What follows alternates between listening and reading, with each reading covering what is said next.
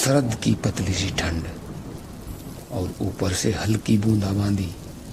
गांव के बाहर फैला लंबा सुनसान कच्चा रास्ता।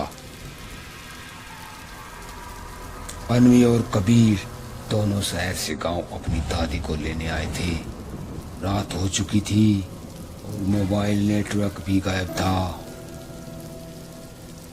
दादी का घर गांव से थोड़ा हटकर था, जंगल की तरफ।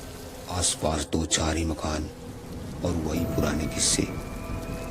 उस रास्ते पर रात को एक मुसाफिर चलता है, पर उसके पांव जमीन को छूते नहीं। बारिश तेज हो गई। दोनों टॉर्च लेकर कच्चे रास्ते से आगे बढ़ने लगे। कबीर सुनो, ये रास्ता आज कुछ ज्यादा ही शांत नहीं है।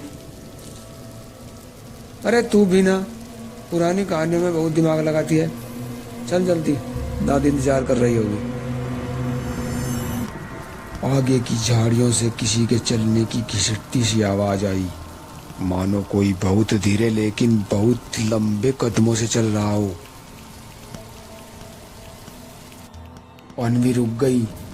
कबीर ने टॉर्च आगे की ओर मारी, पर वहां कोई नहीं था। कबीर, कोई है वहाँ? अरे हवा होगी, चलो। जैसे जैसे आगे बढ़ी, बारिश अचानक कम हो गई और कच्चे रास्ते के मोड़ पर एक आदमी खड़ा था। काले रंग की पुरानी छतरी, फटे हुए कुर्ते, चेहरा नीचे झुका हुआ। वो हिला भी नहीं, बस खड़ा रहा। आदमी को उसका खड़ा होना भी असामान्य लगा, मानो पैर जमीन को छू नहीं रहे। कबीर, वो उसके पैर। मैं देख रहा हूं। कबीर ने हिम्मत करके टॉर्च उसकी तरफ घुमाई। टॉर्च की रोशनी पड़ते ही वो आदमी एकदम पीली आंखों से ऊपर देखने लगा। चेहरा सूखा, होठ काले, जैसे परसों से बोला न हो। और सबसे डरावनी बात, उसके पैर सच में हवा में तैर रहे थे। कबीर, ये इंसान नहीं है। पीछे मत देख अनवी, बस भाग। अनवी और कबीर जैसे तैसे दादी के घर की देरी पर पहुंचे, लेकिन पीछा करने वाला मुसाफिर वो दरवाजे के कुछ दूर हवा में ही रुक गया, जैसे किसी अदृश्य रेखा ने उसे बांध रखा हो। दादी बाहर आई। उनके चेहरे पर घबराहट नहीं थी, बल्कि एक अजीब सी जानकारी। अंदर आ जाओ बेटा दोनों, रात बहुत भारी है। दादी ने दरवाजा बंद किया और एक पुरानी लालटेन जला दी। घरों की दीवारें हल्की सी कांप रही थी, जैसे हवा में कोई बेचैनी घुली हो। दादी, वो आदमी कौन है? हमारे पीछे क्यों पड़ा है? वो आदमी नहीं है, छलावा है। सालों पहले इसी रास्ते पर एक मुसाफिर की मौत हुई थी। कहते हैं उसका शरीर मिला नहीं, बस छतरी और पैर के निशान हवा में तैरते रहते थे। दादी की बात पूरी भी नहीं हुई थी कि खिड़की पर टप टप की आवाज आई। अनवी ने डरते हुए पर्दा थोड़ा सा हटाया।